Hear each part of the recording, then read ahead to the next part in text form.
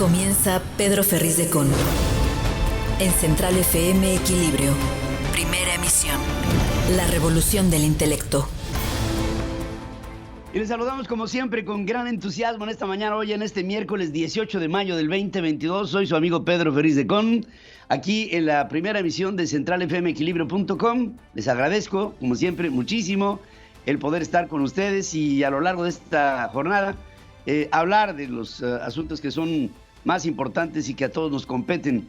A nombre de mi equipo de trabajo, que siempre está puesto y dispuesto para servirles a todos ustedes, esperamos, y así me lo piden, que nos acompañen hasta las 9 de la mañana, tiempo del centro en México, en esta primera emisión de noticias. Hay un abanico muy importante de opciones y aquí les presento un resumen de lo que consideramos más importante para ti. Estás escuchando a Pedro Ferriz de Con. Central FM Equilibrio. Resumen informativo. En lo que el gobierno de la Cuarta Transformación constantemente asegura que se está ganando la batalla a la delincuencia y a la violencia, la verdad de las cosas es que la película que se corren con respecto de la realidad es totalmente diferente. 8 estados de la República reportan tasas extremas de homicidio doloso, azotados estos estados por la incursión del cártel Jalisco Nueva Generación, de acuerdo con un índice de paz México elaborado por el Instituto para la Economía y la Paz. Los lugares de más violencia hoy: Zacatecas, Baja California, Colima, Sonora, Morelos y Michoacán, gobernados por Morena, así como Chihuahua y Guanajuato, gobernados por el PAN. El documento termina que a nivel nacional la paz en México mejoró apenas 0.2% en el año que terminó.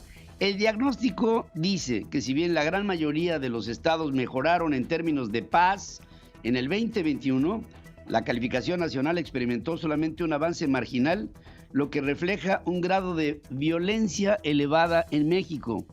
Por ejemplo, la tasa de homicidios en México se mantiene a niveles históricamente altos, con 26.6 muertes por cada 100,000 habitantes, lo que supone más de 34,000 víctimas al año. Esto equivale aproximadamente a 94 homicidios por día en el 2021. Nada más para que nos demos una idea, ¿no? Lo que son 94 homicidios dolosos cada día en el país. Esto pese al incremento a la inversión muy fuerte en las Fuerzas Armadas para hacer frente a crímenes de la delincuencia organizada. Desde el 2015 el gasto militar aumentó en un 31.3% para llegar a casi 167,000 millones de pesos, un nivel que no se había visto antes. En el 2021, dice el informe, más de 44,000 personas en México fueron desplazadas a nivel nacional por la violencia, es decir, tuvieron que irse a otro lado, más del doble de lo que, por ejemplo, fue la cifra en el 2016. Esto significa que el que haya desplazados en nuestro país por violencia en muchas de sus actividades, esto está en términos muy crecientes. Y lo más importante de todo esto es que sigue habiendo violaciones a los derechos humanos con la militarización y sigue habiendo una violencia extrema en contra de las mujeres. El reporte también destaca que México experimentó un aumento de violencia hacia las fuerzas de seguridad, figuras políticas y también hacia periodistas. Los 32 estados del país reprobaron el índice de Estado de Derecho en México, que elabora The World Justice Project. Ninguna de las entidades de la República alcanzó siquiera el medio punto de calificación. La calificación es de 0 a 1. Y por decir, los porcentajes más bajos fueron para Guerrero, con el punto 34, Morelos, punto 35, Quintana Roo, punto 36. Ayer decía Claudia Sheinbaum que la Ciudad de México era muy segura. Bueno, punto 36.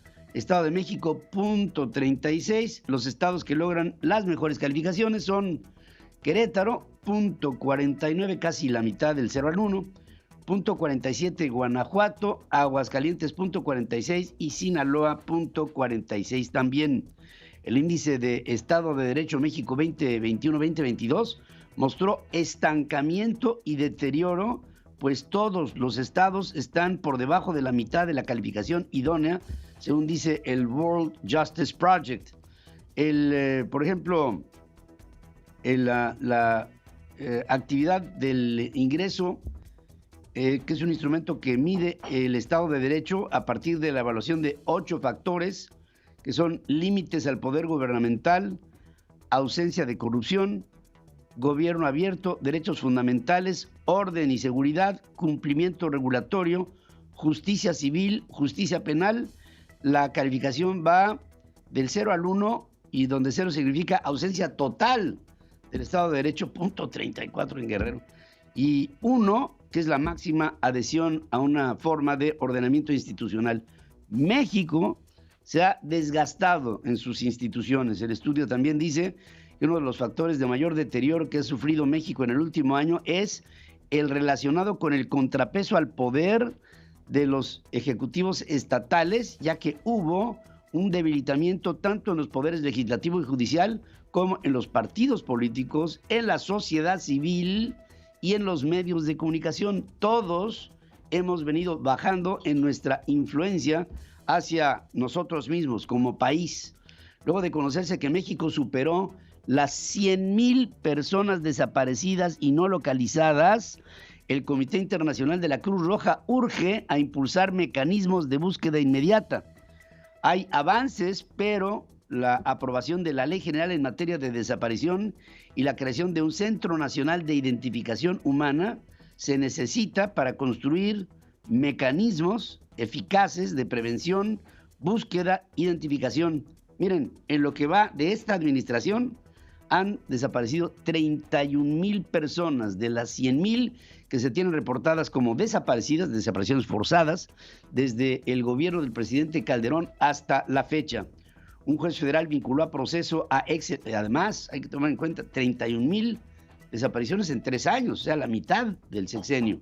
Falta terminar, o sea, este sexenio podría ser catastrófico en desapariciones forzadas. Un juez federal vincula a proceso a ex elementos policíacos en Cancún por haber torturado en noviembre a Raúl Fernández León, un periodista de un medio digital en Quintana Roo. Y ahí pues nos habla de los procesados y veremos, como dijo aquel, ¿no? Vamos a ver qué es lo que se puede. Yo por más denuncias que un servidor ha presentado sobre asedio al periodismo, no hay ni siquiera una respuesta de la autoridad, no hay nada. A 8 días del asesinato de las periodistas Yesenia Mollinedo, directora del periódico El Veraz, y Joana García, camarógrafo, la Fiscalía General de la República tuvo su primer pifia. Detuvo a un señor que se llama, un joven, Antonio de Jesús N., conocido como El Mara, y resulta que se equivocó, que esta persona estaba en otro lugar a 400 kilómetros de distancia de donde fue el incidente que acabó con la vida de 2 periodistas. Y lo detiene la Fiscalía Especializada en Delitos del Estado y hace su primer ridículo. La Secretaría de Relaciones Exteriores entregó 2 nuevas solicitudes de extradición a las autoridades de Israel para traer a México a Andrés Roemer, ex diplomático, y suman ya 5 peticiones formales por abuso sexual agravado y violación, delitos que en México ameritan la prisión preventiva oficiosa, y a Roemer no lo han tocado. Y por otra parte, también hay otro que está ahí muy bien guarecido por Israel, por las autoridades en Israel, que es el señor Tomás Herón de Lucio, un hombre, un torturador, el que encabezó el espionaje en México en el periodo del presidente Enrique Peña Nieto, y un hombre de muy bajos, yo diría nulos escrúpulos. También está ahí Tomás Herón de Lucio, gozando, bueno, me imagino que todos los días por lo menos tendrá alguna cosa aquí en su cabeza, que tendrá algún tipo de pensamiento que le llevará a tener algún remordimiento. Esa gente no tiene absolutamente nada, no tiene ni alma. Un tribunal federal confirma que la Fiscalía General de la República deberá responder en un plazo de 24 horas la solicitud que hizo Mariel Helén, ex esposa de Emilio Lozoya, ex director de Petróleos Mexicanos, para tener acceso y una copia del expediente del caso Odebrecht, que sigue adelante. También el gobierno de México extraditó a Estados Unidos a Mario Cárdenas Guillén. Este personaje, conocido como el Gordo o el M1, es nada menos que hermano de Osiel Cárdenas Guillén, que con la expatriación de Osiel Cárdenas en el primer año del gobierno del presidente Calderón, empezó la guerra en contra del narcotráfico. Quien detonó la guerra del narcotráfico hacia el gobierno fue justamente este hombre, Osiel Cárdenas Guillén. Ahora mandan al Gordo, que es hermano, Mario, y bueno, veremos qué tipo de reacciones se dan. El gobernador, esto es muy grave, ¿eh? El gobernador Cuitláhuac García tomó el control del acuario de Veracruz, que ahora se va a llamar Aquarium, tras un decreto publicado cerca de la medianoche. Esto, desde nuestro punto de vista, analizando, representa una expropiación, ya que si bien tenía el estado de Veracruz una injerencia en el acuario del puerto, esta no era absoluta. Ayer hablé con el director del fideicomiso, que acaba de ser extinguido, y, digamos, transgredieron y pisotearon todos los derechos del fideicomiso hasta llegar a extinguirlo, y ahora viene el populismo. Descuentos para quién sabe qué y descuentos para quién sabe qué el otro. Y estos días no se va a cobrar. Y de un acuario que tenía una viabilidad económica, bueno, vamos a ver si al final del camino hay agua para el Aquarium que este discapacitado mental del gobernador de Veracruz ha realizado con todo tipo de prepotencia, en algo que la sociedad veracruzana se encuentra profundamente agraviada por este atentado en contra del acuario de Veracruz, un acuario ejemplar que ha funcionado así, ejemplarmente. Ahora lo toma este inútil y vamos a ver qué hace con él. Fitch Ratings dejó la calificación crediticia sobre la deuda soberana de México en BBB mayúscula menos, que es el nivel más bajo de grado de inversión, ante una gobernanza débil, incertidumbre regulatoria, una recuperación económica inferior a la de sus pares y crecientes presiones inflacionarias. Y bueno, esto es la antesala de que la deuda de México sea papel basura. El siguiente slot para abajo, el siguiente nivel para abajo, será de papel basura para México. Y luego viene el presidente y califica a las calificadoras y dice que tendría que tomarse un índice de bienestar, que si le hacemos caso al presidente, pues nos vamos a dar cuenta de que el bienestar es malestar.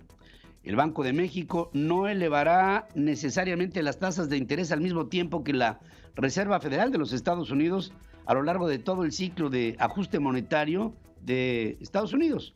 Esto lo dice Gerardo Esquivel, que es subgobernador de Banjico. Tradicionalmente ha tenido que igualar los aumentos a los de las tasas de la Fed, pero en esta ocasión tenemos condiciones muy particulares que pudieran forzar a México a tomar medidas tal vez más extremas. Jerome Powell, presidente de la Reserva Federal de los Estados Unidos, dice que nadie debe dudar de la determinación del Banco Central norteamericano para frenar la inflación más alta en las últimas 4 décadas, lo que incluye llevar las tasas a territorio restrictivo si es necesario. Y fíjense, Inglaterra, Reino Unido, está registrando una inflación del 9%, que es lo más alto vivido en Inglaterra desde hace 40 años. Es urgente establecer reglas claras y confianza para hacer negocios y atraer capitales a México, porque la falta de inversión combinada con una alta inflación generará un resultado tremendo, dice el presidente del Consejo Coordinador Empresarial, Francisco Cervantes, que se expresa de esta manera. Necesitamos certidumbre, reglas claras, Estado de Derecho, confianza para hacer negocios y para hacer atractivas las inversiones. En la medida en que generemos mayor actividad económica duradera, lograremos mejores niveles de calidad de vida y con ello mayor capacidad de consumo. Pues sí, y lo que tenemos ahora es menor capacidad de consumo y una inflación que está pegando a la sociedad en sus más bajos niveles de ingreso. La estimación de que el paquete antiinflacionario implementado por López Obrador tendrá efectos dentro de un mes, según dice la Secretaría de Economía, lo dudan algunos especialistas económicos que he venido consultando en la última semana. Hay muchas opiniones, muchas, que son contrarias al paquete establecido. No es sostenible que se pueda garantizar que con la contención de los precios en 24 artículos de la canasta básica a nivel nacional se pueda llegar a resultados que, hombre, nos den un aliento de aquí a finales del año. Y la escasez alimentaria, una crisis alimentaria, se puede sobrevenir en cualquier momento de aquí al mes de diciembre. Estaremos muy al pendiente. Sigue escuchando a Pedro Ferriz de Con. Central FM. Equilibrio. A través de diferentes formas de comunicación me ha venido indicando la gente de Monterrey que no hay gasolina, que empieza a haber una aguda escasez. Al menos 19 estaciones del área metropolitana de Monterrey, de la marca OXXO Gas, carecen de cualquier tipo de gasolina en Nuevo León, de acuerdo con información de la propia empresa. Además de las estaciones cerradas, el sitio de la empresa indicó que a otras 30 solo les falta gasolina regular y a otras 48 no tienen premium. Así, en términos totales, solo de la marca OXXO Gas hay 116 estaciones que no tienen al menos un tipo de gasolina. Y esto es el principio, porque esto se va a poner todavía peor. El descontrol en el suministro y la continuidad del suministro de gasolinas en México se está empezando a trastocar, y ahí hay, por supuesto, un interés político que es parte de la agenda de los países del Foro de Sao Paulo. Así empiezan, La Secretaría de Marina se dispone a asignar 4 contratos por 50,000 millones de pesos con IVA incluido para la rehabilitación integral de 787 kilómetros del tren transísmico, así como 612 puentes de las mismas rutas. Las invitaciones serán cerradas y solamente hay 6 empresas que están siendo invitadas: Ingenieros Civiles Asociados, Mota Enguil, Grupo Indi, Grupo México, Vice y Aldesem. Son las empresas que estarán siendo invitadas por la Secretaría de Marina. Y ahí se van a hacer los acuerdos para repartir este pastel de 40,000 millones de pesos. López Obrador confió que para finales del año la línea 12 del metro esté otra vez funcionando, tal y como lo dijo el año pasado. Y olvídese de los 26 muertos, no, de los heridos, no, de los deudos, no. Lo importante es que tiene el apoyo, Claudia Sheinbaum tiene el apoyo del presidente. Eso es lo importante. Los muertos, no, hombre, eso que le va a importar al presidente, por Dios. A más tardar en un año está funcionando de nuevo la línea, con toda la seguridad, y es mi palabra. Sí, seguirá el tramo elevado. Todo, completo. Y todo nuestro apoyo, todo nuestro respaldo, porque no dudamos de la jefa de gobierno, le tenemos toda la confianza. Es una mujer trabajadora, inteligente y honesta. Sí, y los 26 muertos, y el reporte de DNB, y la demanda que Claudia Sheinbaum hace a la empresa a la que le pidió un diagnóstico porque la involucra en el resultado del colapso, y las afectaciones políticas a Marcelo Ebrard, a Mario Delgado. ¿Esas qué? No, pues con que le tenga confianza, yo creo que ya estamos todos en paz, ¿no? En un video, Javier May, director general de Fonatur, presumió la resistencia de lo que será la vía por la que pasa el Tren Maya. No especificó en qué tramo fue tomada la grabación en la que se observan al menos 4 carros tolva sobre un tramo de vía a prueba. A inicios de mayo, un juez federal frenó temporalmente la construcción de la totalidad del tramo 5 del Tren Maya que va de Cancún a Tulum porque no hay manifestación de impacto ambiental.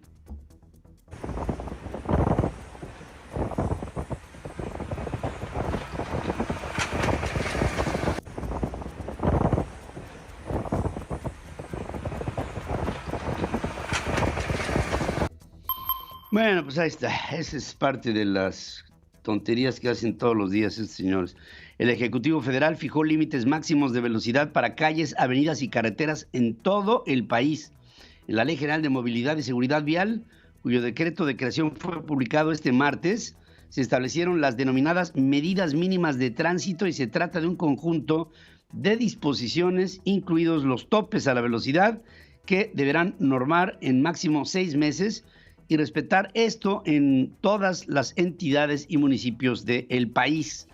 Por decir, miren, las velocidades máximas deberán de rebasar 30 kilómetros en calles secundarias y calles terciarias, 50 kilómetros en avenidas primarias sin acceso controlado, límites de 80 kilómetros en carriles centrales de avenidas de acceso controlado, 80 kilómetros en carreteras estatales fuera de zonas urbanas, 50 kilómetros dentro de las zonas urbanas. En carreteras y autopistas de jurisdicción federal, los límites serán de 110 kilómetros para automóviles, 95 kilómetros por hora para autobuses y 80 para el transporte de bienes y mercancías. No dijeron a qué velocidad pueden circular los delincuentes. Esa parte no está ahí. La Confederación Patronal de la República Mexicana urgió al gobierno federal a atender los problemas derivados del diseño del espacio aéreo en la zona metropolitana, debido a que el riesgo de un accidente es latente y el sector aeronáutico está perdiendo competitividad. Dice que el principal impacto de los recientes incidentes aéreos provocará que tarde aún más la recuperación de categoría 1 en la seguridad aérea, que va, por supuesto, en perjuicio del sector aeronáutico mexicano. México está por cumplir un año sin recuperar la categoría 1 en seguridad aérea, que le fue retirada el 25 de mayo del año pasado por la FAA, la Federal Aviation Agency. Falta la capacitación de personal, hay limitaciones en recursos económicos y humanos, hay rezago en leyes y reglamentos y especialistas revelan que en su búsqueda por recuperar la categoría 1, la Autoridad Aeronáutica Mexicana enfrenta falta de recursos, falta de capacitación, hay corrupción, mientras que una nueva auditoría ya está en puerta para mediados de junio próximo, reprobando que el proceso de recategorización ha sido muy hermético y la Agencia Federal de Aviación Civil no ha tenido la capacidad para resolver las deficiencias señaladas, y con ello la conclusión es: vamos mal, no se están haciendo las cosas como se esperaría y ahí están los resultados. Por otra parte, les quiero decir que también Cementos Mexicanos anunció la colaboración con la empresa finlandesa Coolbrook para probar su tecnología patentada que utiliza electricidad en lugar de combustibles fósiles en el proceso de calentamiento para la fabricación de cemento, del clinker. Hay un insumo que es fundamental, que es el clinker del cemento, que es lo que lo hace reactivo al agua, para después fraguar y tener la resistencia. Esto lo van a hacer con otro tipo de tecnologías, con energías renovables y amigables con la naturaleza. Agricultores mexicanos viajaron a Londres para exigir a los dueños de la minera Fresnillo PLC compensaciones por operaciones ilegales en sus tierras de una de sus filiales, así como explicación por asesinatos y desapariciones de activistas. Las denuncias son en contra de Minera Penmont, filial de Fresnillo, a la que en 2013 una corte en México le ordenó pagar a miembros de la comunidad de El Bajío en Sonora por el oro que había extraído y regresar las tierras explotadas a su estado original. Y con ello se van a hacer algunas aclaraciones en las que entraron a la reunión anual de esta empresa para cuestionar al presidente Alejandro Balleres sobre por qué no se ha cumplido con una orden de compensación. Los agricultores, que estuvieron acompañados de organizaciones como London Mining Network y London Mexico Solidarity, también exigieron respuestas por secuestros, desapariciones, asesinatos de activistas allá en las actividades mineras. La obligación de incluir el domicilio de los trabajadores en los recibos de la nómina es excesiva, pues el fisco tiene otras alternativas para verificar la identidad de los contribuyentes. Esto lo dice Virginia Ríos, integrante de la Comisión Técnica de Investigación Fiscal del Colegio de Contadores Públicos de México. Bueno, también el presidente López Obrador descartó que su propuesta de que Estados Unidos invite a todos los países de América a la Cumbre de las Américas pueda provocar alguna ruptura de relaciones con el gobierno del presidente Biden. Esa es la postura de México. Pero no significa ruptura. No. López Obrador aplaudió que Estados Unidos anunciara que levantará algunas restricciones impuestas por la administración de Donald Trump a Cuba, pero insistió en que de plano mejor acabe, es decir, el presidente dice la autodeterminación de los pueblos y le está mandando recetas al Congreso de los Estados Unidos. Dice, no, lo que hay que hacer es terminar el bloqueo, o sea, que Estados Unidos determine lo que yo le digo. Celebramos que se avance en ese sentido. Pero es un paso, aunque yo quisiera que no hubiera bloqueo, porque eso es violatorio de los derechos humanos. Esa es una política medieval, eso es lo que dice. O sea, es en contra de los derechos humanos, pero los derechos humanos que transgreden los gobiernos que defiende el presidente, esos no los toca. Alejandro Yamatei, que es el presidente de Guatemala, dijo que no viajará a la Cumbre de las Américas que se celebrará en Los Ángeles del 6 al 10 de junio y comparte que la decisión se la comunicó al presidente de México, Andrés Manuel López Obrador, y que el presidente de México le dijo que tenía todo el apoyo de México. Entiendo que el apoyo de México es el apoyo de él, pero lo que sí es cierto es que el presidente mexicano está agitando el avispero.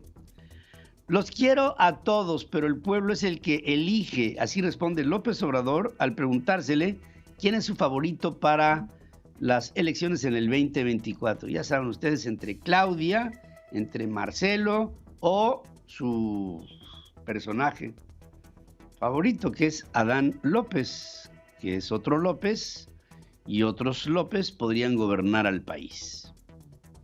No voy a hacer campaña,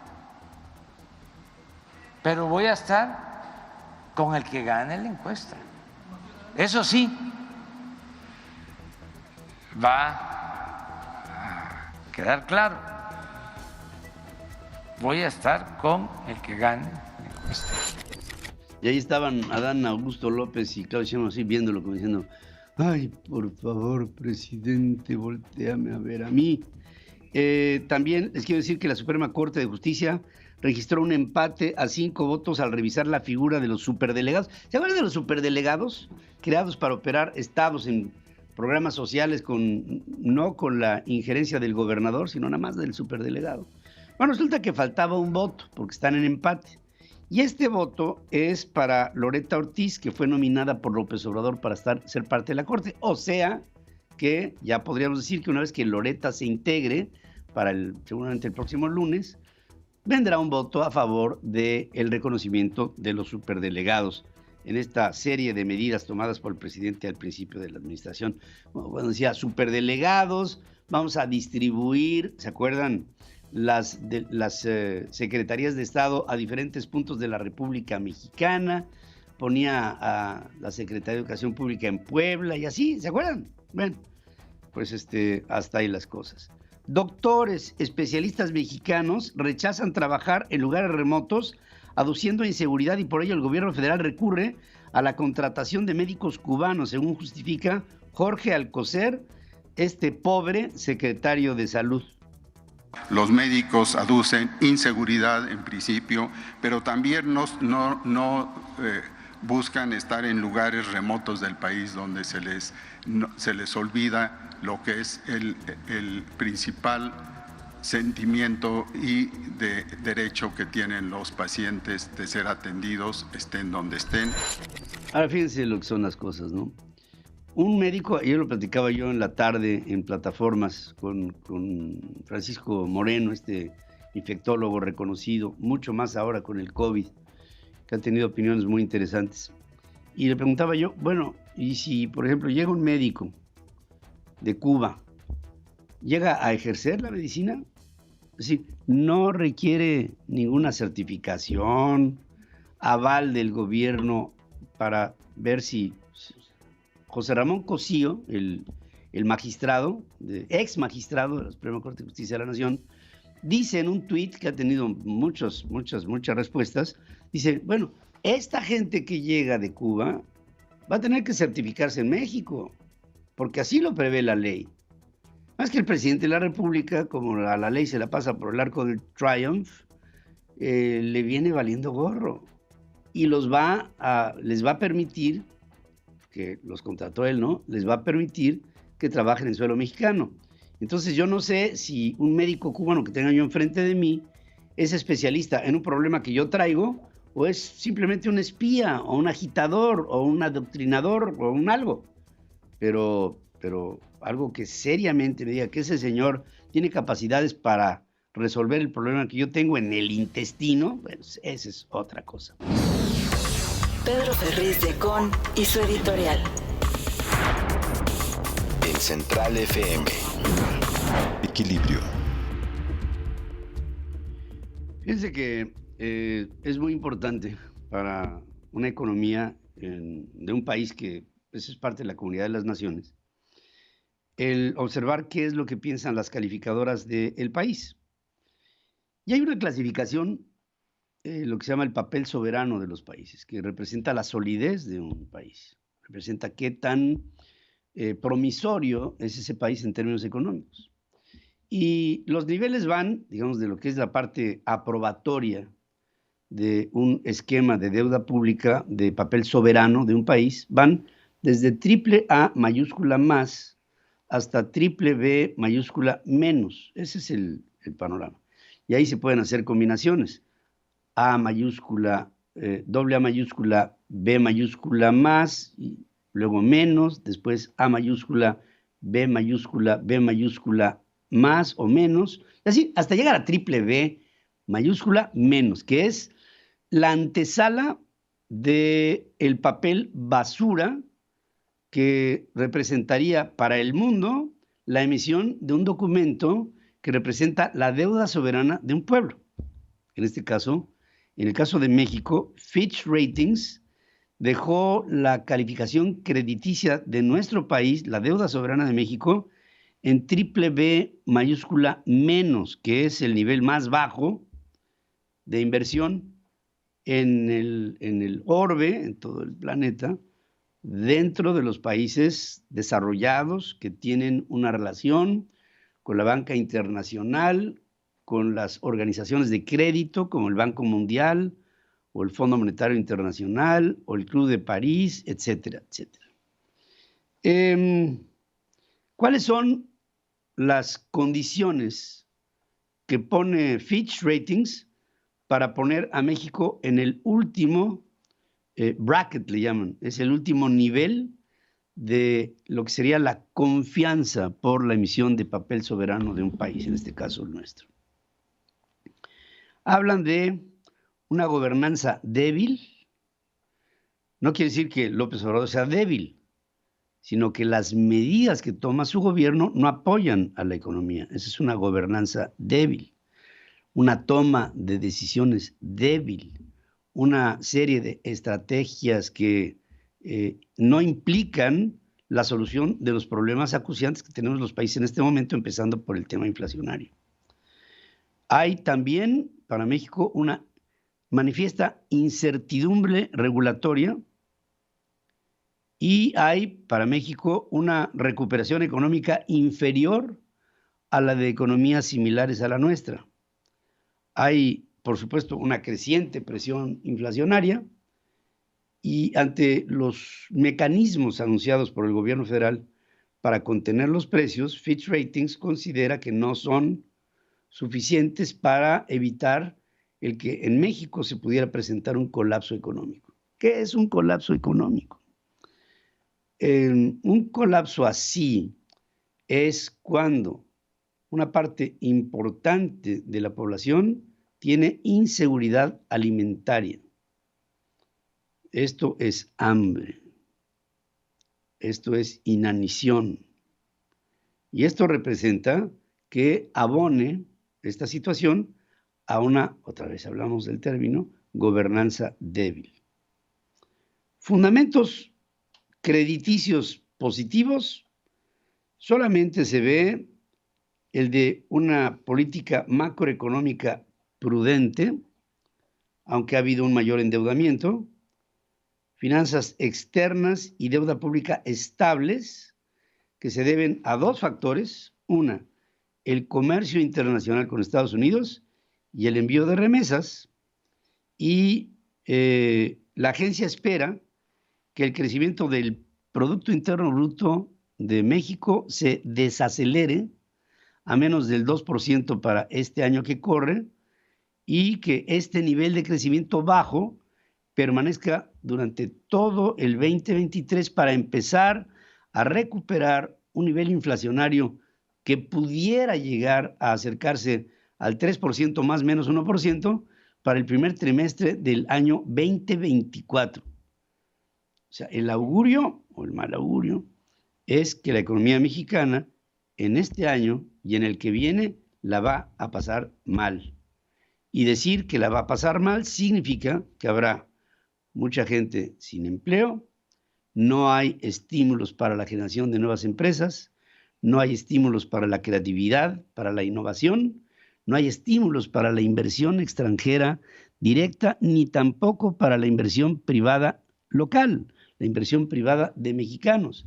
Hay fuga de capitales y un panorama económico incierto. Y la crueldad de la incertidumbre que ve Fitch Ratings en su calificación pone a nuestro país en este nivel, triple B mayúscula, menos, o sea, perspectiva negativa. Cuando dice perspectiva negativa o menos, significa que la situación en su conjunto, el número de piezas que integran el rompecabezas de la composición de una propuesta económica es decreciente y no es asertivo, no es para mejorar a la situación económica, sino por el contrario.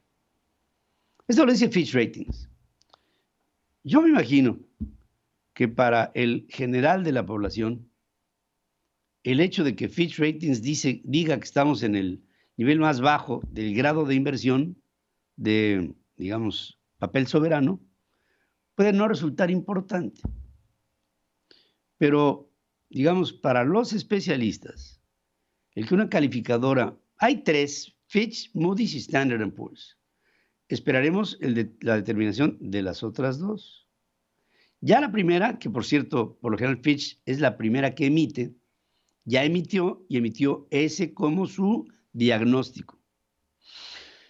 A lo mejor por ahí alguien le pregunta al presidente, oiga, ¿qué opina usted sobre esto? Y el presidente no tiene la menor idea de lo que esto significa.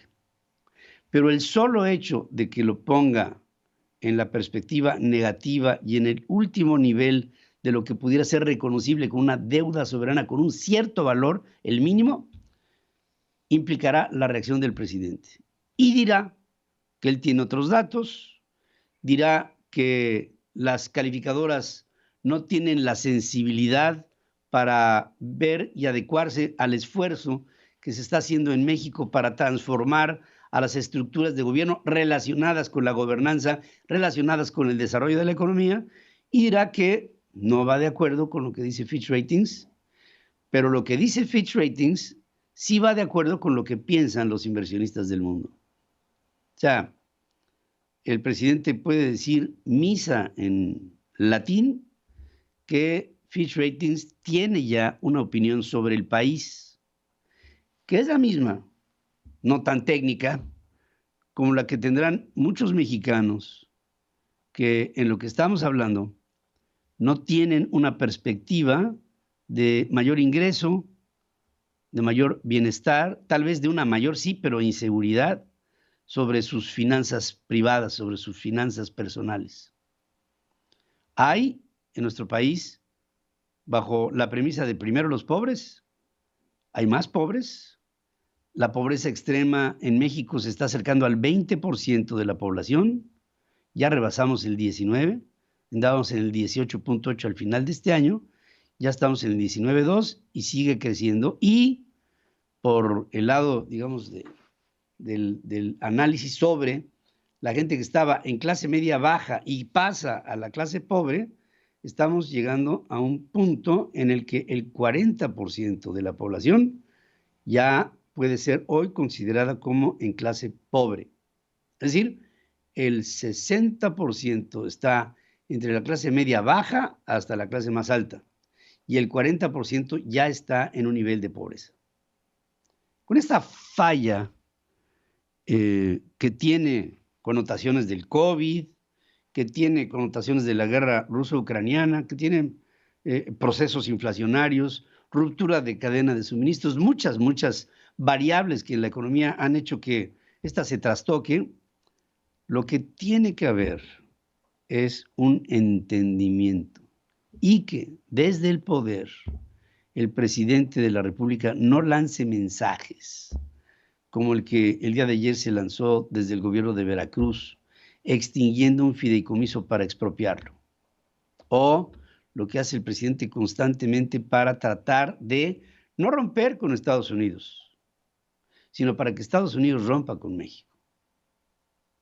Que es una constante que está el presidente mexicano agitando el avispero y haciendo que otros países reaccionen en contra de la medida tomada por el presidente Biden para conciliar con los países de América Latina democráticos una estructura de comunicación económica que permita al continente establecer en él una región que abone al progreso.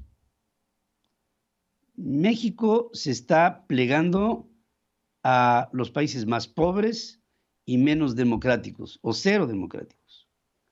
Y este mensaje lo daba el día de ayer el presidente del Consejo Coordinador Empresarial, que decía, necesitamos certidumbre. Y cuando tú dices necesito certidumbre, es porque no la hay.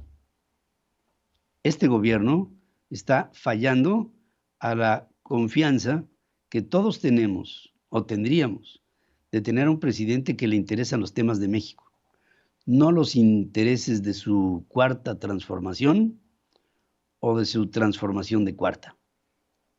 Hay que pensarlo.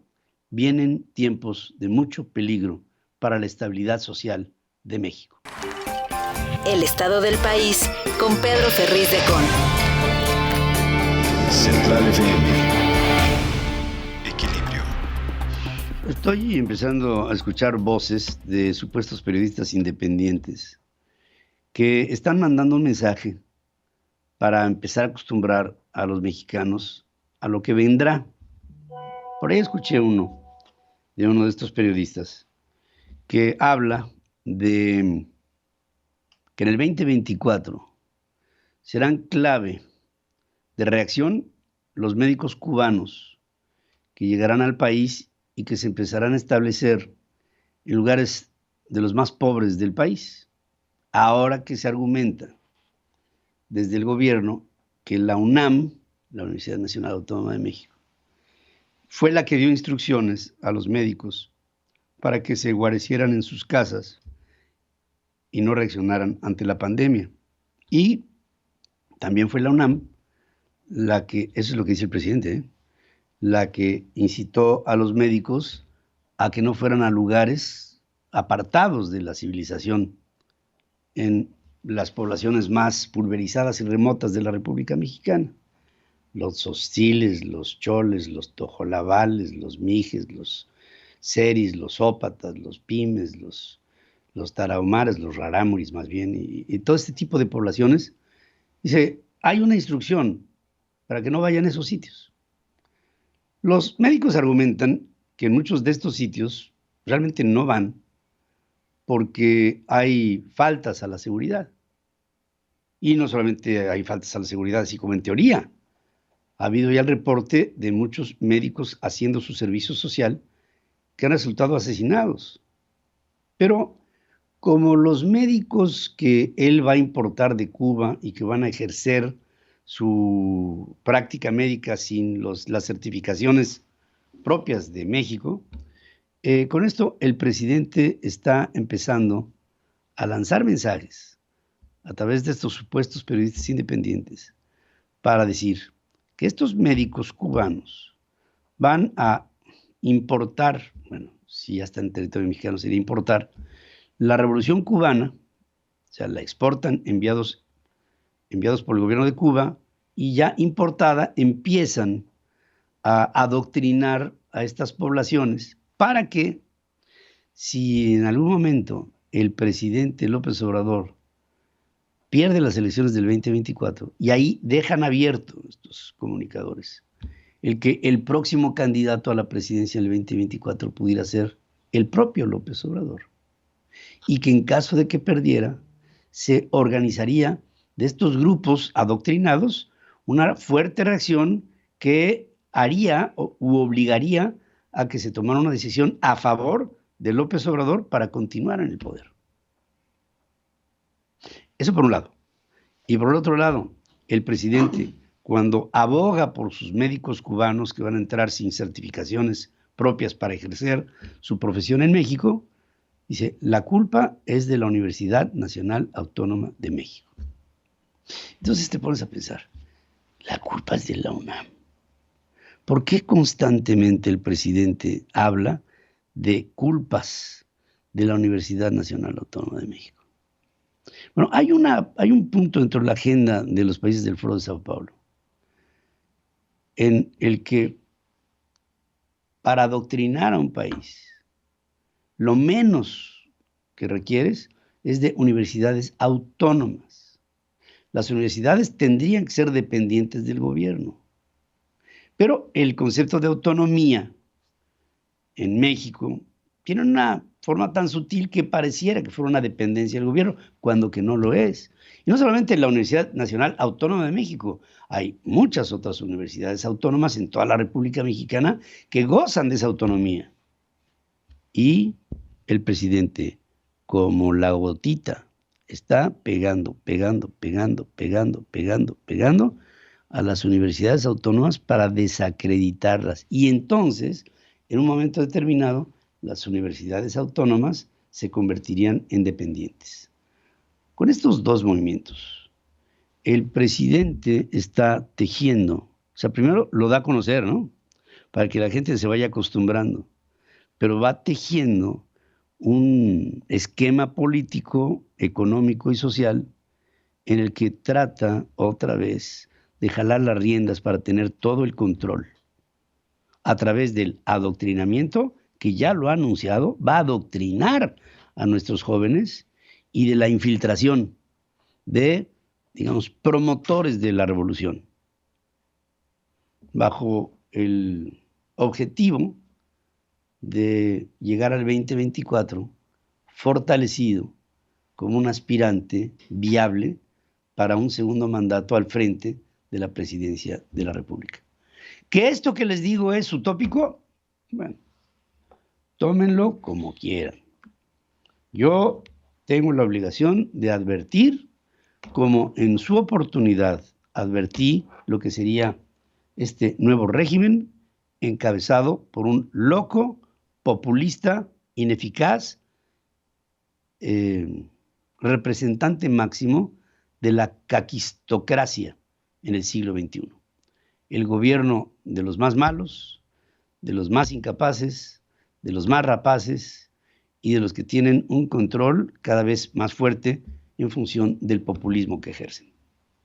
Esto le pasa al país y es gravísimo.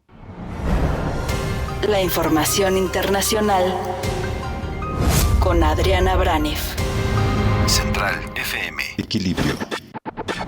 Adriana Braniff está moviéndose por todas partes. Ahora está en Austin, Texas, ahí en la capital del estado de Texas, para llevarnos por su mundo informativo. Y te saludo esta mañana, querida Adriana. Buenos días. Buenos días, Pedro. Sí, amaneciendo aquí en Austin, como bien dices, la capital tejana, pero también la capital del mundo de la música viva, porque así se le reconoce a Austin. Estamos aquí a unas cuantas cuadras del Capitolio. Precioso el Capitolio. Y fíjate que hoy escuchándote, Pedro, tu editorial, donde hablabas de los diversos factores que han trastocado la economía del mundo, no solamente la de México, la de los Estados Unidos, sino la del mundo. Aquí estamos viendo una inflación del 8.3% anualizado, nunca vista en 40 años. Y hoy quiero hablar de un fenómeno de escasez que hay aquí en los Estados Unidos, que ya se ha convertido en un problema nacional, y es la escasez de leche en polvo que hay aquí en los Estados Unidos. Es ya, como te digo, es una crisis nacional esta de la leche en polvo, y ha hecho que se empiece a replantear los economistas y la gente encargada de la economía el tema de las cadenas de distribución. Eso es lo que está aquí en juego. ¿Por qué no hay leche aquí, de esta fórmula de los bebés? He escuchado varios noticieros que hablan del asunto, pero realmente no se está explicando qué es lo que está pasando, cuál es el problema en perspectiva, cuál es el big picture, la gravedad detrás de la escasez de la leche en polvo. Y hay 3 razones por las que no hay. Una de ellas, la primera, es la bacteria. La bacteria, sí, porque sucedió que después de que hubo un evento de que 2 niños murieron por una infección extraña, pues se investigó a la empresa que hace la leche, una de ellas, que es Abbott, que es la mayor productora, por cierto, y encontraron pequeñas cantidades del mismo patógeno que había en estos niños, pero finalmente, después de todas las investigaciones, no se pudo determinar que hubiera una relación entre lo que le sucedió a los niños y esta empresa Abbott, que por cierto sigue cerrada, y ese es parte del problema. ¿Qué hizo la FDA? Pues sacó del mercado varias de las marcas que se producen, justamente que vienen de Abbott, algo que es muy común con muchos productos y lo hemos visto, que retiran del mercado, que hacen una advertencia que tal o cual producto tiene algún problema, lo retiran, le ponen una etiqueta. Sin embargo, no sucede con esos productos lo que estamos viendo ahorita con la leche de polvo, y eso nos lleva al segundo factor. Si el primero fue la bacteria, el segundo factor es el virus. Sí, el virus, porque la pandemia, por supuesto, la pandemia también fue un factor, porque descompuso, como hemos dicho, todas las cadenas de distribución, pero aún así ningún producto le ha pasado o está en una crisis nacional como la leche en polvo. Entonces hay que pensar en un tercer factor, y este tercer factor es uno que sí se puede controlar y que es muy importante, y es el monopolio. 4 son las empresas que producen aquí en Estados Unidos la leche en polvo, solamente 4 abastecen el 90% del mercado. Son Johnson, Abbott, esta que te digo que está cerrada todavía, Nestlé, Perrigo, y esas son las 4 que acaparan todo el mercado. ¿Por qué está concentrado el mercado en solamente 4 empresas que producen leche? Pues porque, para empezar, es un producto muy difícil de hacer, es muy complicado y es muy caro. Y además está protegido internamente bajo los términos como quedaron bajo la modificación del Tratado de Libre Comercio, TEMEC, o USMCA, como se conoce aquí, lo que arregló Donald Trump. Quedaron algunos productos, el producto de la leche quedó con un arancel altísimo, altísimo. ¿Cuál es la conclusión de todo esto? Querer producir todo en el país, como por ejemplo la America First, que también Joe Biden trae algo de eso, pues tiene sus costos en la economía. La globalización sí tiene su lado oscuro, por supuesto, pero tener muchas fuentes de abastecimiento siempre fortalece la economía. Y después de la pandemia y lo que pasamos, habrá que replantearse todo este tema de las cadenas de distribución. Y después la guerra también, porque, por ejemplo, si hablamos ahorita es la leche, pero si hablamos del tema ruso, por ejemplo, que abastece o abastecía de gas a casi toda Europa, y de repente Rusia se convierte en el boogeyman del mundo, pasa lo que vimos, que ahorita es un desastre, es dificilísimo encontrar energía porque tiene las tarifas Rusia, para no caer en una crisis energética en Europa. Eso es uno. Y el último, si hablamos de semiconductores, por ejemplo, ¿quién produce la gran cantidad, casi todos los semiconductores, los que sirven para los teléfonos, para hacer esta transmisión que estamos haciendo en este momento, para los automóviles eléctricos, para las computadoras? Los semiconductores. Y el que tiene el monopolio de los semiconductores es Taiwán.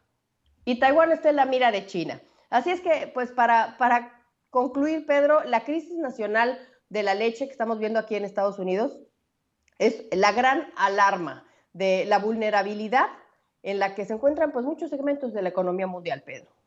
Sí, eso pareciera como si hablar de leche en polvo fuera nada, pero hoy es la leche en polvo, mañana es los productos cárnicos, pasado mañana es el agua, y así nos vamos, ¿no? Estamos viendo momentos inéditos de la economía en el mundo en por lo menos 4 décadas. La inflación reportada el día de ayer en el Reino Unido fue del 9%, 9%. Y Alemania está callado, pero también trae su giro. Y anoche en las Cortes dijo España, dentro de los países de Europa, nosotros somos el más grande que lo está haciendo peor. Y esto... Bueno, por lo menos hay líderes que se aceptan las cosas, ¿no? Pues sí, porque es una realidad incontrovertible. Querida Adriana, como siempre, te mando un abrazo. Allá me imagino que estarás cerca de la sede del Capitolio en Austin, y desde aquí todo mi cariño. Gracias, Adriana. Estoy a unas cuantas cuadras, Pedro, así es que vamos a hacer algunas grabaciones desde allá para mostrar al auditorio la belleza del Capitolio, y sobre todo porque ya estamos en ambiente político. Ayer hubo elecciones en 4 estados, porque ya empezó la selección de los candidatos para las intermedias y la lucha para ver quién se queda con el Congreso de los Estados Unidos, Pedro. Así de fácil. Gracias, querida Adriana. Buenos días. Hasta luego. Resumen de noticias en la hora central con Pedro Ferriz de Con. Central FM. Equilibrio. Vamos a un resumen de lo más importante que le estamos informando en esta mañana. Decirles que 8 estados reportan tasas extremas de homicidio doloso por la incursión del cártel Jalisco Nueva Generación. De acuerdo con el Índice de Paz México, a nivel nacional, la paz en México ha mejorado apenas un 0.2% en el 2021. De todas maneras, tenemos 91 homicidios dolosos a diario en el país, aparte de otros temas. Por ejemplo, las 32 entidades de México reprobaron en el índice de actividad económica elaborado por el World Justice Project. Ninguna alcanza siquiera un medio punto dentro de lo que es presionado por la delincuencia. Tras conocerse que México superó las 100,000 personas desaparecidas y no localizadas, se está urgiendo a impulsar mecanismos de búsqueda inmediata. En lo que va de esta administración del presidente López Obrador, se han presentado más de 31,000 desapariciones forzadas, es decir, 31,000 seres humanos a 3 años de gobernar. ¿Qué podríamos extrapolar de los 3 que faltan? Tras conocerse esto, un juez federal vincula a proceso a ex elementos policíacos en Cancún por torturar a Raúl Fernández León, periodista digital en Quintana Roo. A 8 días del asesinato de las periodistas Yesenia Mollinedo y Joana García, la Fiscalía de Veracruz informa la detención de un presunto implicado y más tarde admitió que había cometido un error y que esta persona, cuando fue el asesinato, estaba a 400 kilómetros de distancia del evento. Así son las autoridades que llegan a sus conclusiones. La Secretaría de Relaciones Exteriores entregó 2 nuevas solicitudes de extradición a las autoridades de Israel para traer a México a Andrés Roemer, ex diplomático acusado de abuso sexual. Y en ello, como no hay un proyecto de extradición, pues entonces tenemos reiteradas, ya van 5 solicitudes de extradición que no han funcionado. Y también, hay que decirlo, ahí también en Israel está Tomás Cerón de Lucio, este torturador, espía, hombre inescrupuloso que tuvo su mayor desempeño en el sexenio del presidente Enrique Peña Nieto y que goza de cabal libertad en Israel. Una mujer fue asesinada en Playa Langosta, en Acapulco, según informan autoridades de Guerrero. México extraditó a Estados Unidos a Mario Cárdenas Guillén, hermano de Ociel Cárdenas, este hombre con quien, con su deportación a los Estados Unidos, inició la guerra en contra del narcotráfico en el sexenio del presidente Calderón. El gobernador Cuitlagua García tomó el control del acuario de Veracruz, que ahora se va a llamar Aquarium. Tras un decreto, oficializa la extinción del fideicomiso de administración y se apropia del lugar. Y, por supuesto, esta es una forma de expropiación. Fitch Ratings deja la calificación crediticia de la deuda soberana de México en BB mayúscula menos, perspectiva negativa, que es el nivel más bajo de grado de inversión, ante una gobernanza débil, incertidumbre regulatoria y crecientes presiones inflacionarias. Banco de México no elevará necesariamente las tasas de interés al mismo ritmo que las de la Fed de los Estados Unidos, que también trae su propia problemática. Ya Adriana Braniff nos hablaba del tema. Es urgente establecer reglas claras y confianza para hacer negocios y atraer capital al país, porque la falta de inversión, combinada con una alta inflación, generará un resultado tremendo, según dice el Consejo Coordinador Empresarial.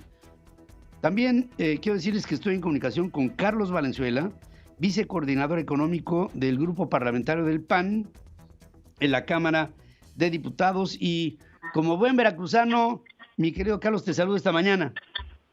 Mi querido Pedro, te saludo con mucho gusto, pero lamentablemente aquí los veracruzanos estamos muy molestos por la expropiación, que no se puede decir de otra manera que es el inicio de la venezuelización que estamos teniendo en nuestro país.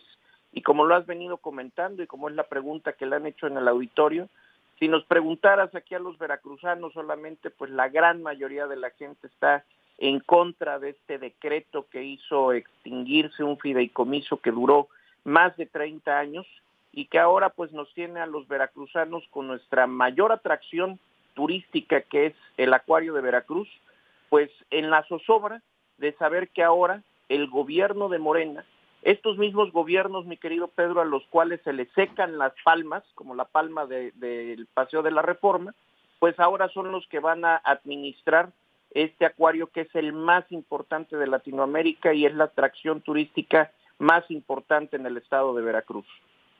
Ahora, sí sé que hay una enorme indignación y esta la compartimos todos, por lo que sabemos representa no solamente el acuario de Veracruz, del puerto veracruzano, sino también lo que representa la acción llevada a cabo por el gobierno de Cuitlahua García, que con su brazo operador, que es el secretario general de gobierno, Eric, no sé cómo se llame, pero han traído a mal dormir a la gente del fideicomiso, que por años ha llevado este acuario con el mayor escrúpulo, haciendo las cosas bien, haciendo este lugar limpio, atractivo, ejemplo, no solamente para México, sino para el mundo, de cómo se puede llevar con pulcritud la administración de un acuario de estas dimensiones. Ahora, como tú bien lo dices, ahora, pues, no sé qué vendrá, pero no me extrañaría que tuviéramos noticias malas cuando el aquarium, que ahora le llaman aquarium, va a ser administrado por una administración que no puede ni con ella misma. Y el acto es atrabiliario, es atropellante, Carlos, porque como tú bien lo apuntas, esto es una expropiación. Y me pregunto si con esto empezará ya una cadena de expropiaciones en la República Mexicana en función de actos así, arbitrarios, que no tienen ninguna explicación, ninguna justificación, y que la sociedad está furiosa con ello. Completamente de acuerdo, mi querido Pedro, y dejar ahí claro algo. El patronato del acuario, que está compuesto por familias que de manera desinteresada han estado al frente de este fideicomiso por más de 30 años y que se ha visto la inversión que se ha tenido precisamente en este acuario. Hace 2 años, cuando inició la pandemia, este patronato tuvo que conseguir donaciones porque no había ingresos en el acuario. Y los animales tuvieron que recibir la donación de alimento por parte de los ciudadanos que vivimos aquí en Veracruz. ¿Por qué ahí, mi querido Pedro, por qué ahí el gobierno de Morena no se metió a expropiarlo, no se metió a apoyar para el mantenimiento? Ahora que ya se acabaron los fideicomisos, porque este gobierno de Morena se ha acabado todos los fideicomisos, se acabó el fideicomiso del deporte, se acabaron los fideicomisos de cultura, de ciencia y tecnología, se acabaron los fondos de estabilización. Pues ahora, lo que está funcionando bien, hay un dicho en inglés que dice, "Do not broke, don't fix", si no está roto, no lo arregles. Y aquí están haciendo completamente lo contrario, Pedro. El acuario de Veracruz funciona y funciona bien, le da empleo a cientos de familias veracruzanas. ¿Y qué es lo que está haciendo este gobierno? Pues simplemente al no tener ya recursos y al no tener y al haberse acabado todos estos fondos, pues ahora va por la gallina de los huevos de oro. Y esto también es lamentable, Pedro, porque este acuario inicia con Dante Delgado hace más de 30 años, ha pasado por varios gobernadores, dentro de ellos Fidel Herrera, Javier Duarte, Miguel Ángel Yunes, y todos estos gobernadores, independientemente de su actuar, no se habían metido con el acuario, al contrario, lo habían impulsado y habían permitido que la sociedad organizada siguiera administrándolo de manera correcta, como ha venido pasando hasta este momento, hasta que llega Morena. Y dicen por ahí, aquí con Javier Duarte robaban, pero con Morena destruyen. Y están destruyendo un patrimonio de los veracruzanos, de los mexicanos, y eso es algo que nos tiene muy preocupados, y como tú decías al inicio de la entrevista, es algo que debemos de voltear a ver porque afecta a Veracruz, pero es la punta del iceberg del talante autoritario, antisocial que tiene Morena. A Morena no le gusta la sociedad organizada porque una sociedad organizada es difícil de manipular con programas asistenciales, y es por eso que donde ve esta organización por parte de la sociedad, trata de minarla para que sea el gobierno el que administre, la estatización de la economía, la regresión de la administración a través del gobierno, y es algo que realmente nos preocupa a los veracruzanos, pero nos debe de preocupar a todos los mexicanos porque es parte de lo que están haciendo o de lo que quieren hacer a nivel nacional, mi querido Pedro. Ahora, Carlos, ¿qué se puede hacer para revertir el asunto? ¿Qué se puede hacer para hacer ver la ilegalidad de lo que se ha promovido? ¿Hay algún recurso desde el punto de vista del Congreso, desde el punto de vista tuyo, para apelar y para tratar de cobijarnos en la ley? Pues mira, en primer lugar, levantar la voz. Ayer, por ejemplo, nuestra alcaldesa Patricia Lobeira dio un comunicado donde dejó en claro también el desacuerdo que se tiene por parte de los veracruzanos en este fideicomiso. Recordarle a la gente que nos escucha fuera de Cruz que este gobierno estatal pues no ha tenido una sola acción de apoyo para los ayuntamientos de Veracruz y Boca del Río, que son gobernados por Acción Nacional, por la oposición de Cuitláhuac, por la oposición de López Obrador, y que desafortunadamente las únicas acciones que hemos tenido han sido para entorpecer las relaciones de la administración municipal con la administración estatal.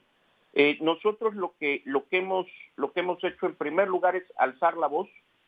Presentaremos la siguiente semana en la comisión permanente un exhorto para que se haga público lo que está pasando en Veracruz, y desde luego pues también como el fideicomiso es un patronato independiente, nosotros ya hemos escuchado que los presidentes, los que están en este momento al frente del patronato, se han quejado, por supuesto, pero pues también han dicho que el tema debe de ser terso, porque lo que menos quieren las personas que han estado al frente del acuario es perjudicar de algún modo la operación y la función de este acuario. Recordar que tenemos miles de especies acuáticas, es un centro de investigación, es un centro de rescate de fauna marina, y que lamentablemente se lo están dando a la Procuraduría del Medio Ambiente, que los que nos escuchan fuera de Veracruz, comentarles que ha sido blanco de muchas quejas precisamente por actos de corrupción, y que desafortunadamente esperemos, y nada me daría más gusto que equivocarme en este momento, Pedro, por el bien del acuario y del turismo de Veracruz, pero pues se vaticina un futuro gris, un futuro oscuro para las especies marinas que viven ahí, y pues como pasa con el gobierno de Morena, pues todo lo que tocan lo destruyen, y esperemos que no sea así en el caso del acuario. Presentaremos el punto de acuerdo y estaremos informándole al auditorio, mi querido Pedro. Yo estaré pendiente también contigo, Carlos Valenzuela, vicecoordinador económico y del Grupo Parlamentario del PAN en la Cámara de Diputados. Estamos indignados todos los veracruzanos y todos los que amamos a Veracruz y los que en este país amamos el Estado de Derecho, no de chueco. El señor Cuitláhuac García está empezando a mostrar las uñas y además sin ningún recato. Esto es algo que fue un atropello en contra de uno de los valores más importantes a nivel turístico en el puerto de Veracruz. Esto no se puede hacer sin que haya una consecuencia.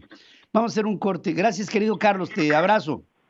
Te mando un abrazo, querido Pedro, y aquí seguiremos levantando la voz. Y gracias, como siempre, por darnos el espacio para defender a los veracruzanos. Solo Veracruz es bello, ya lo dijo el Padre Santo, y lo dijo a voz en cuello. Envío un saludo, de verdad, con todo mi cariño a toda la comunidad veracruzana, que yo estoy seguro que todos están conscientes que lo que están viviendo en este momento en el Estado es imperdonable, no se puede perdonar un evento de esta naturaleza y tampoco se puede permitir que esto siga adelante. Tenemos que levantar la voz. Miren, sería muy interesante. Es más, yo creo que es prioritario el que empecemos entre todos a convocarnos, todos los mexicanos que no estamos de acuerdo con esta situación que está viviendo México, a que levantemos una sola voz. En un par de meses, ahora que vengan las elecciones para 6 gobiernos estatales, ¿qué podría pasar si millones de mexicanos saliéramos a las calles a protestar en una marcha de indignación por el gobierno que tenemos? ¿Qué pasaría? Pienso que la democracia se hace no con abstenciones activas, en las que te quedas en tu casa echándote una chela. No, se hace con participación.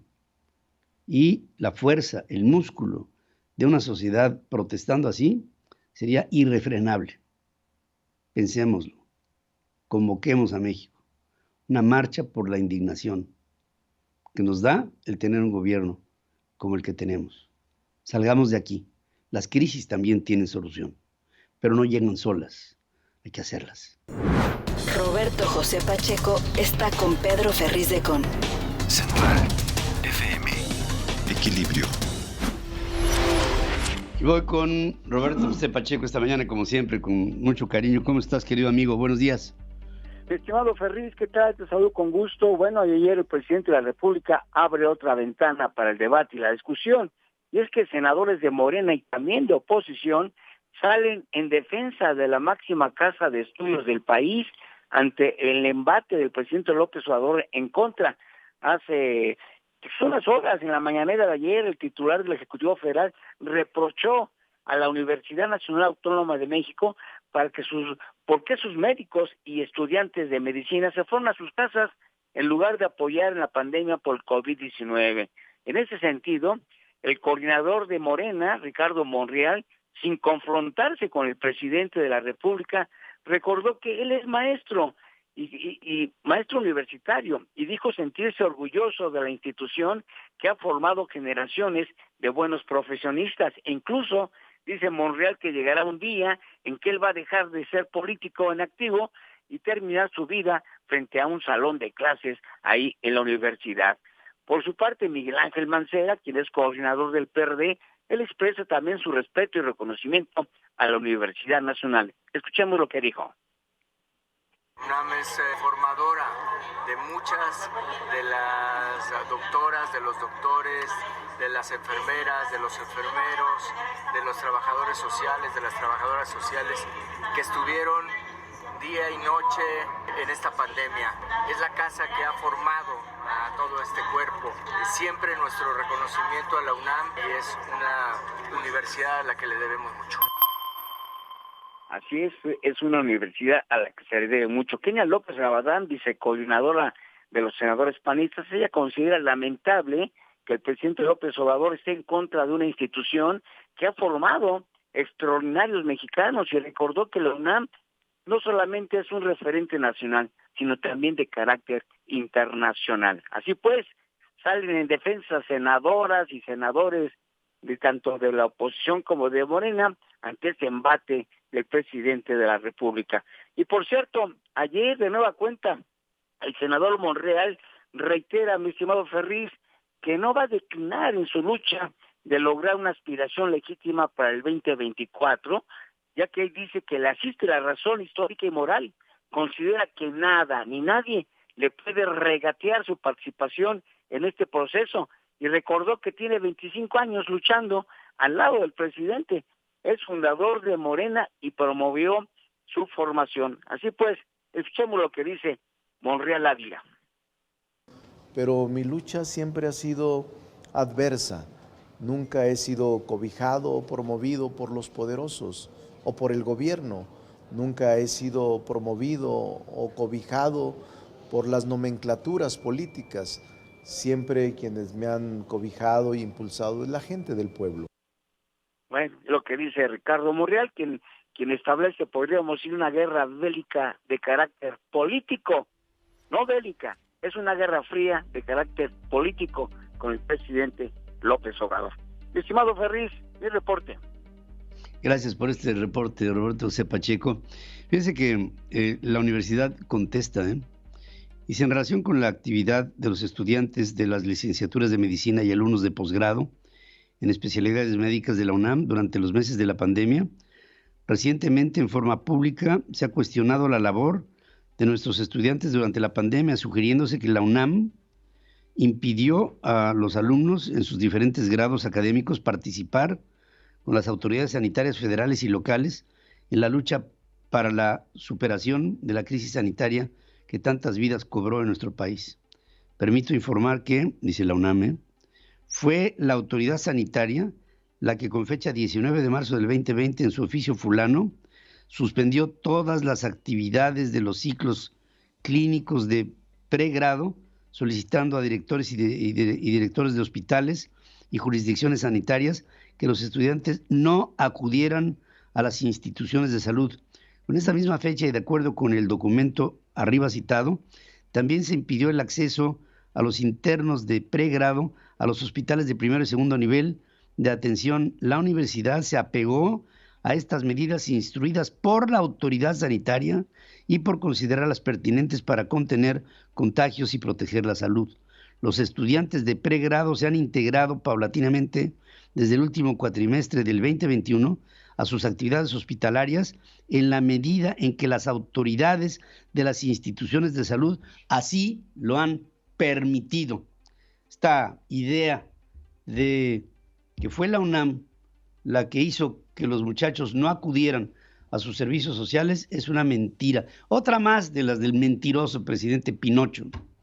No, el presidente aduce a que esto fue incidido por la Universidad Nacional Autónoma de México. Y la universidad rápido, esto me lo mandó una comunidad médica, anoche sacó este comunicado. Dice, nosotros no fuimos. Los que nos impidieron acudir a estos lugares fueron las autoridades sanitarias del gobierno federal. ¿Así? ¿O le echamos algo más claro? Acuérdense lo que les dije hace un rato. El presidente de México está atacando a la UNAM porque va a empezar un ataque sistemático en contra de las autonomías de los centros universitarios en el país, para quedárselos. Es imposible controlar a un centro de estudios autónomo, hay que hacerlo dependiente para entonces tener todo el control. Eso no lo podemos permitir. En México ya estuvo. Marcha de indignación es lo que tenemos que hacer los mexicanos y salir millones de mexicanos a las calles y manifestarnos en contra de un gobierno que da vergüenza. No, da coraje. Regreso. Pedro Ferriz Híjar y Pedro Ferriz de Con. Central FM. Equilibrio. Yo estoy con Pedro Ferriz Híjar esta mañana. Ingeniero Pedro Ferriz de Con. ¿Cómo estás? Ya estamos a la mitad del camino. Otra vez. Ombligo de semana. Qué chocante que digan ombligo de semana, ¿no? Pero bueno, tiene su joco. ¿Sí? Fíjate que ayer me vacuné y me siento fugaz. ¿No te habrán puesto la Abdala? Y alabastrino. ¿No te habrán puesto la Abdala? Yo creo que... Ahora que estamos buscando financiar al régimen de Cuba. Yo creo que sí. ¿No? Oye, hoy otra vez fue tema justamente este asunto de los doctores. Hay tantas cosas que son ilógicas en lo que dice el presidente Andrés Manuel López Obrador. Bien lo mencionabas, lo que decía el ministro Cosío, ¿no? De entrada, para que vengan y puedan ejercer estos médicos cubanos, tienen que tener una certificación mexicana. Si tú como médico mexicano te vas a ejercer a Cuba, tienes que tener un examen de revalidación. Es más, si un doctor mexicano tiene que venir a los Estados Unidos a ejercer medicina, el proceso es engorroso, largo. Se tienen que hacer exámenes de revalidación y en algunos casos volver a estudiar la carrera de medicina, ¿eh? Sí. No es un asunto menor. Pero bueno, vamos a suponer, por jugarle a la 4T, van a llegar los médicos cubanos, van a llegar a la Sierra de Guerrero o van a llegar a estos lugares en donde, a decir del presidente, los mexicanos no tienen la gallardía de llegar, lo que se me hace un insulto, y van a llegar a atender problemas que se dan en el campo. Ahora, van a tener un problema muy importante. No tienen con qué. Porque el problema no es de que los doctores no quieran llegar. El problema no es que los doctores no quieran ir. El problema es que llegan y no hay con qué atender a los pacientes. Oye, es que tiene cualquier cosa, ¿no? Que sucede en el campo. Vete la más fácil.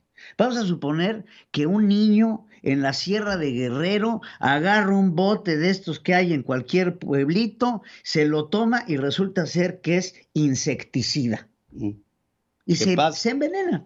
Y entonces, ¿qué necesita ese niño? Llegar al centro de salud y le tienen que meter una sonda gástrica para poderlos desahogar y sacarlo y salvar la vida. Y entonces van a llegar a tu médico cubano y van a decir, oye, chico, ¿dónde está la sonda? No hay. ¿Cuál sonda? ¿Cuál sonda? Oye, una persona que llegue a la misma clínica con un machetazo en el brazo, en el pie, lo que tú quieras. No tienen gasas. No se diga ahí lo para suturar. No hay alcohol. No hay alcohol. Entonces, cuando no tienes más allá de una cafiaspirina, vas a tener un problema importantísimo. No hay cafiaspirina. No hay cafiaspirinas tampoco. Entonces, órale, tráete a los médicos cubanos, chico. Que lo que está buscando el presidente, que por cierto le agradece mucho al régimen cubano, pues es apoyar a Díaz-Canel. Esto no se trata de querer ayudar a los mexicanos a tener mejor sistema de salud, que por cierto, entiendo, estábamos cercanos a llegar al sistema de salud de Dinamarca. Que me quiero imaginar que en Dinamarca también hay una enorme cantidad de médicos cubanos. Entonces, también hay que mencionar algo. Dice el presidente que el hecho de que se vengan estos médicos cubanos es porque México los necesita. Me imagino que en Cuba no les hacen falta. México necesita estos 500 médicos cubanos. Es ilógico, pero hoy ya se está dando cuenta del tamaño de golpe. El golpe que le pega a la UNAM, el insulto que le pega el presidente cada vez que puede a cualquier tipo de profesionista. Porque no estamos hablando nada más de los médicos. Tú que eres ingeniero civil, ¿no hubo un momento en el que el presidente dijo que los ingenieros le robaban a la gente cuando construían sus casas? Sí. Que los arquitectos eran un abuso y que no hacía falta más que un maestro de obras para poder levantar una estructura. Y luego se preguntan por qué se cae la línea 2 del metro. Porque hay que ahorrar en profesionistas. No se queje el presidente que en lugares en donde hay un mayor índice de educación no votan por él. No constantemente está atacando a esta clase media aspiracionista que tiene educación porque pues no les cae bien la cuarta transformación. Entonces, lo que en realidad tiene el presidente es un desprecio por el conocimiento y un insulto constante a la ciudadanía al poner este tipo de cosas sobre la mesa. Un desprecio por la gente que sabe. Desprecio total, porque él sí sabe. De su ámbito de influencia, ¿no? Imagínate un hombre que, lo decíamos el otro día, que se tardó 14 años en una carrera de 4. Pues tiene que tener un resentimiento muy grande con la gente que tiene un coeficiente intelectual por arriba de la media. No, hombre, la media, ¿por qué lo tiene por debajo de la media? Entonces, olvídate por encima, olvídate la lumbrera. No. Por encima, normalito, no hay que irse más allá. Hoy se dio el presidente el tamaño del boquetón, entonces sale a decir el presidente de la República que lo que va a hacer es contratación inmediata y con los mejores sueldos a todos los médicos mexicanos. Fíjate el grado de improvisación de este señor. No, fue lo que es increíble. Inmediata, con los mejores sueldos. Que para él un buen sueldo son 20,000 pesos. No es un buen sueldo. Los cubanos les van a dar a Canel 140,000 por cada uno. Por cada uno, al que mes. le da al régimen. Al régimen. A ese médico cubano que viene con el 5% de esos 140,000. Y no solo eso, con la amenaza a sus familiares de que si ese médico cubano tira por tierra y se echa a correr, se friegan a ellos. Se friegan a su Como familia. en el narcotráfico. Tú haces algo en contra del régimen de Cuba y aquí los que pagan son los que se quedan. Sí. Entonces, pues digo, nada más para que vean cómo hablaba el presidente un poco sobre estos médicos. Ahí se las pongo. En el Seguro Social y en el ISSSTE se repiten las convocatorias para especialistas por años. Y no son ocupados los cargos. Pues vamos a dar a conocer aquí el martes, con el compromiso de contratación de inmediato.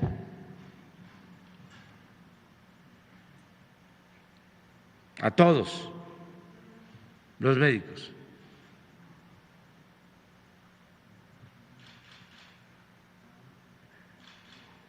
Con los mejores sueldos.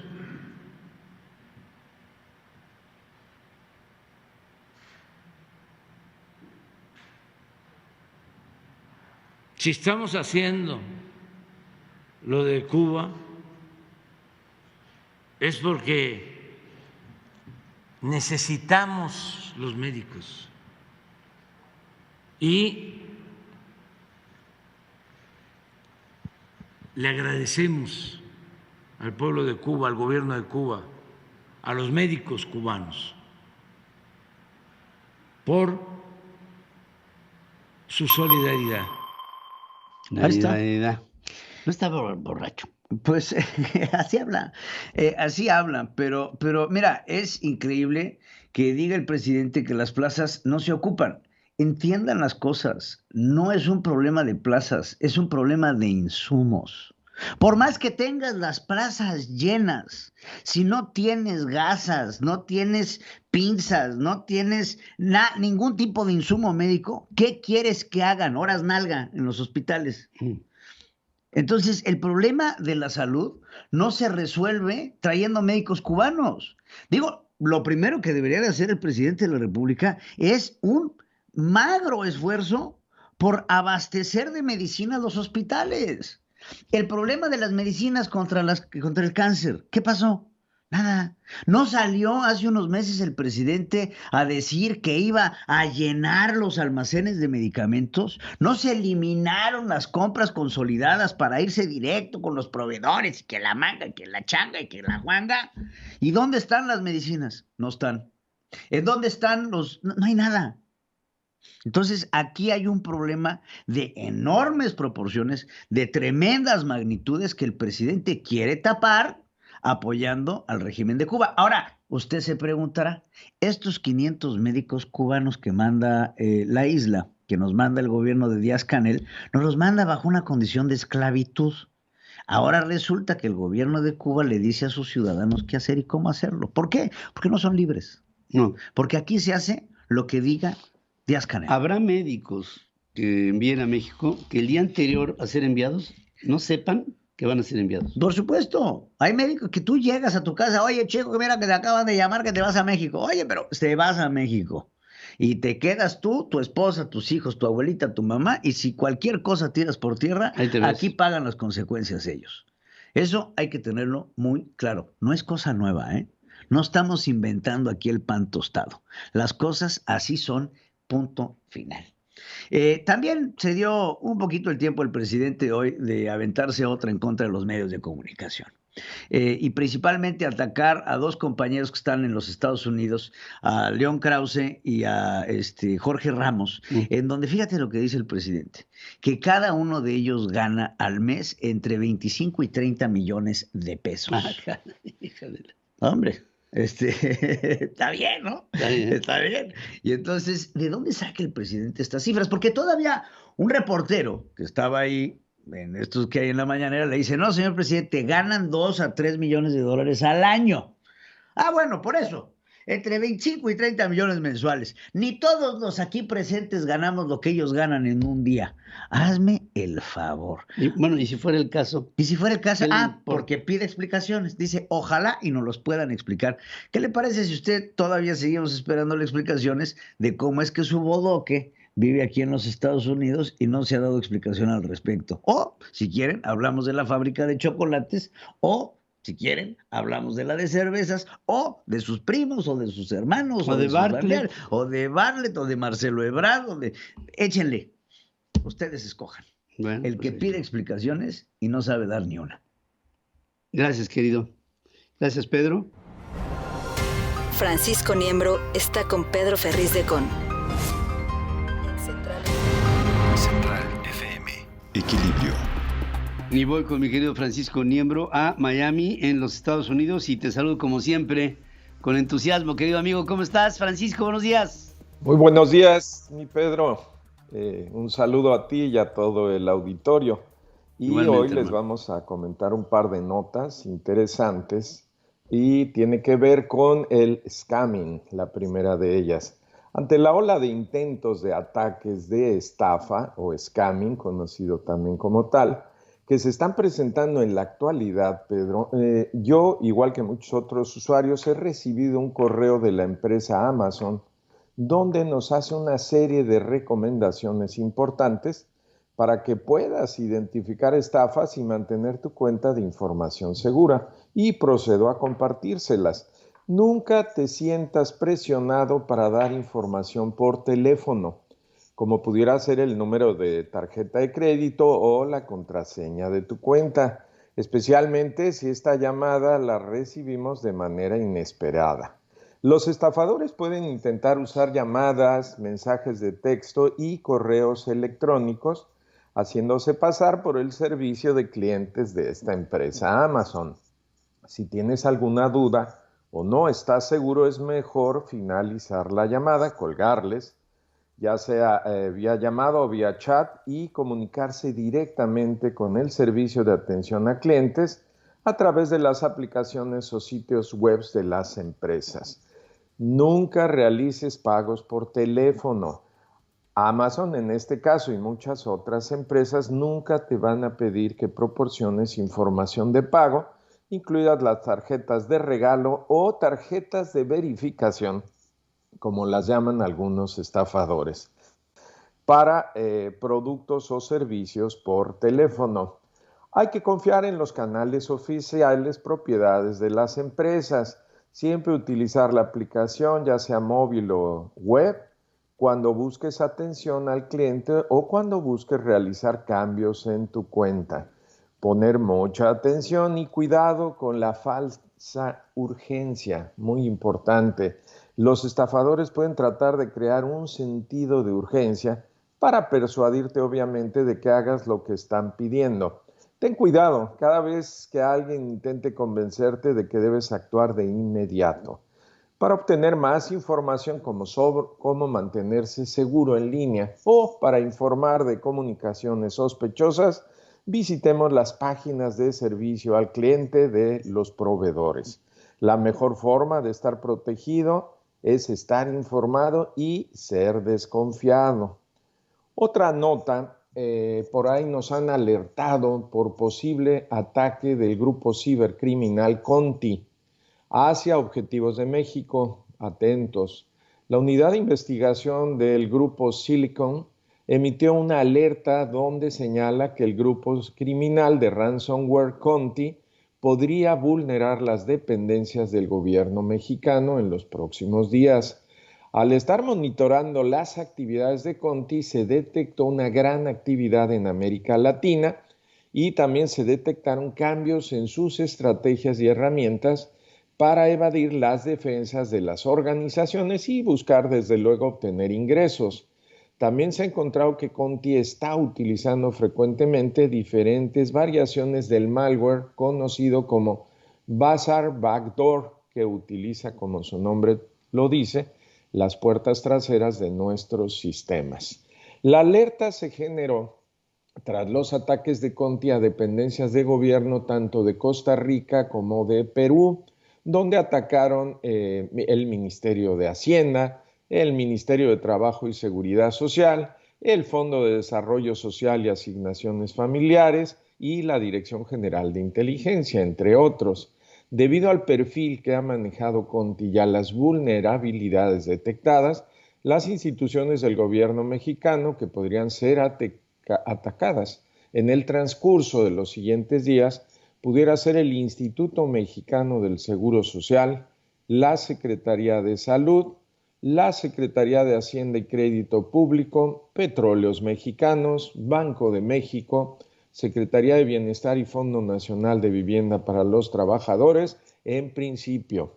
Entre los principales vectores de acceso inicial que utiliza Conti aparecen los correos de phishing, servicio de escritorio remoto, también conocido como RDP, expuestos a Internet y explotación de vulnerabilidades. En el caso de los correos de phishing se ha observado el uso de documentos adjuntos maliciosos y aplicaciones legítimas utilizadas de forma maliciosa para realizar movimientos laterales dentro de la red de la víctima. Con ello se logra el descargar el ransomware. Por lo anterior, Pedro, se recomienda ampliamente que estas dependencias y en general todos los sistemas del gobierno hagan una revisión de sus activos tecnológicos, así como de las posibles vulnerabilidades que pueden tener. También se recomienda aplicar de inmediato actualizaciones y parches de seguridad disponibles para los diferentes sistemas de estas instituciones. Eso sería por el día de hoy. Gracias, pues, oye, pues es un montón, ¿eh? Y hay que tener muchísimo cuidado con este sentido de urgencia. Eso es muy importante, de todo lo que acabas de decir, que es mucho y que es muy bueno y que es muy útil. Hay que tener mucho cuidado y no ser ingenuo, porque aquí la ingenuidad nos puede acabar. Claro que cuesta. Gracias, mi querido Francisco, te mando un abrazo con todo mi cariño. Un abrazo, Pedro. También para ti. Auditorio. Alejandro Reyes, los deportes. Central FM, Equilibrio. Voy con Alex Reyes, que nos tiene los deportes esta mañana, como siempre. Alex, buenos días. Hola Pedro, muy buenos días, gusto en saludarte todavía desde la ciudad de Guadalajara, ya en un ratito más de regreso a la capital del país, pero pues decir que en esta ciudad, en esta zona metropolitana, aquí en Guadalajara, Zapopan, Tlajomulco, la euforia por los rojinegros del Atlas revivió en estas últimas semanas, en estos últimos meses. Claramente el campeonato obtenido el torneo anterior después de más de 7 décadas ha hecho que miles o quizá millones de aficionados de los rojinegros vuelvan a portar con orgullo, con alegría, con ilusión cualquiera de las cientos de miles de playeras rojinegras que se ven por las calles. Y bueno, pues hoy otra posibilidad más. Después de estas 7 décadas, sigue viva la esperanza de un bicampeonato para el equipo del Atlas. En 25 años de historia, solamente 3 equipos lo han logrado: los Diablos Rojos del Toluca, el equipo de Pumas y los Panzas Verdes de León. En este siglo XXI, solamente Pumas y el cuadro del Bajío.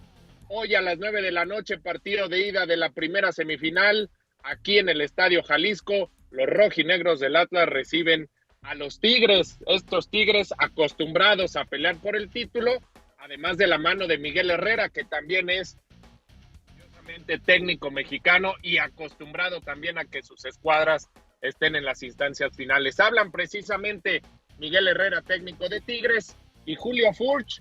Hace unos meses, casi un año, llegó no se le veía contento porque él jugaba muy a gusto en Santos de la Laguna, una decisión estratégica de Orlegui Sports que le ha dado gran resultado, y hoy Julio Furch es uno de los atacantes estrellas del equipo del Atlas. Deseo de que estos chavos vuelvan a levantar una copa porque se han acostumbrado a eso, entonces ansia, no, más bien deseo, ¿no? Un deseo grande, porque reitero, los muchachos lo han hecho bien, ¿no? Y creo que si seguimos haciendo las cosas bien, pues lo podría conseguir el grupo.